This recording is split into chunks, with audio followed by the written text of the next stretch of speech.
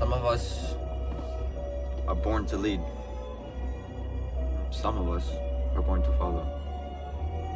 And some of us are still figuring this shit out. But if you know, and if you're trying, if you're making the steps to be a leader, to be a great leader, not just a leader, not just a good leader, not just a strong leader, not just someone who leads. Because you can be someone who leads, but it doesn't mean you're necessarily a leader. And just because you have people behind you and you've gotten to your successes, your W's, doesn't necessarily mean you're a great leader. And there's a lot of, they're not a lot, but there are a good amount of steps, of requirements, of thresholds you have to hit to be a good leader. And then to be a great leader, there's even more harder to access habits, actions, and mindsets that make you a great leader. A leader's leader, if you will. But one of them that I want to talk about today, it's always in the title, so I don't know why I don't even know why I bothered to say it like that. But to be a great leader, you have to be able to follow. And it's not, there's a lot of people that can't give up that control, that have too much of an ego, and they be like, oh, I always have to be in control, I always have to lead, no one else can lead because I'm always the top dog, I'm always whatever. That's not the case. In life, you're never gonna be the best person in every single facet, in every single thing. And I believe as a great leader, you have to also acknowledge your own shortcomings, your own weaknesses, and you have to acknowledge other people's strengths and their own weaknesses. Because granted, the person that may lead in, let's say, archery may not be a great leader in combat, but they're great in archery. So as a smart leader, as an intelligent, wise person, as a great leader, you have to be able to, okay, take a step back. This isn't my lane. I can help organize it. I can help be like, all right, guys, today we're gonna have X, Y, and Z. Show us how it's done. And in that situation, you give support. You're there as that co-leader. It's not necessarily giving up control, but it's about allowing people and things to shine and not dimming lights, not hoarding them, not keeping them down in a fucking cage until you're ready to, all right, guys, now's your time.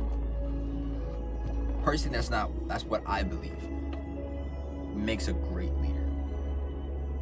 I think there's a lot of people that try to be leaders, but they're missing certain factors. Maybe it's empathy, maybe it's cunning, maybe it's wisdom, maybe it's a lack of understanding of themselves and of the others. Because a great leader is also observant. A great leader is one that listens and can communicate effectively to the different people that they have to lead, that they have to communicate to. That's in another video, but communication isn't just one big overlapping, over-encompassing thing that everyone falls under in terms of how you should communicate. People have different ways of learning, people have different ways of processing and internalizing. And if you're with a group of people, you have to take the time and the effort to know these people. I'm not saying know them in and out, know everything that they like, dislike, whatever. But if you know their strengths, if you know their ambitions, if you know how hard they work, whatever, your skills as a leader and as a person go up. They increase. If you're capable of allowing, this may hurt, but the better in a situation to take control so you can learn. This is all learning experiences. If you're still trying to grow and evolve as a person and you want to get better in whatever it is that you're weak in, learn from the person that is better, so that way you can take what they have shown you use it in how you would use it, incorporate how you would incorporate it, and improve on it. Make it better. Make yourself better. And not diminish anything, not diminish a light, not try to stifle a light, not try to stifle a fire that somebody has inside because of whatever. And also sometimes that innate leader quality, to the one that may be watching, you may not believe you're a leader. And maybe, who knows, maybe you haven't been told, you haven't been in a situation where someone could be able to tell you that you're a leader. I'm at the gym, but I'm gonna go to the gym. I think I'm gonna make another video after this that goes off of insecurities of people, but also like social anxiety. That's something I want to talk about. That's the next video, man. That's the next video. But if you're someone that struggles with stepping up to be a leader, it's all about building that confidence. If you build your confidence in whatever it is that you find fulfills you or makes you whole, makes you comfortable, not even comfortable, but makes you like warm, makes you happy, makes you joyous, content, then think about that field. Think about the longevity of that field, and think about where you are, how you can grow with that.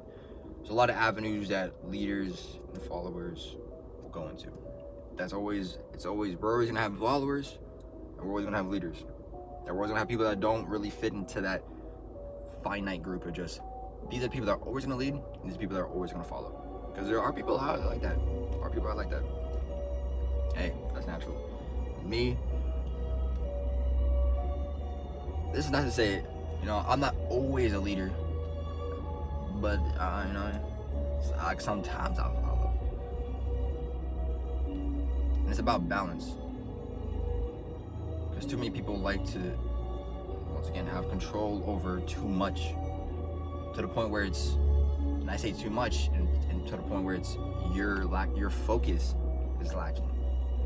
Your skills are lacking. Your output is lacking. Multitasking is very possible. I'm pretty good at multitasking. But there comes to a point you have to realize, okay, as a leader, sacrifices have to be made. And if you're a follower, sacrifices have to be made. And I also do believe that followers can also have not as great of an impact, but close to as strong of an impact as a leader could. Depending on the follower, depending on who you are, your knowledge about something can help. So never be afraid to voice your opinion in a space and in a time that is applicable for that. And I solely mean, read the room, read the environment. If you can voice it, if you have that inkling, it's like, okay, you're literally your gut instinct. You may be wrong, or you could be right. And if you're wrong and you voice it, and you find out you're wrong, guess what? You now learn. You go through that embarrassment, that initial, I really don't know if I should. And once you break out of that, your capacity to learn, your capacity to grow expands. It's like when the seed first lets out that root. That first root that comes out, or however seeds work, but that first root that comes out, as long as you allow it to continue to grow and search and expand, and you give it joy and care, maybe not joy essentially, but if you give it care and attention, the roots will continue to grow. And therefore, you continue to grow, you continue to learn.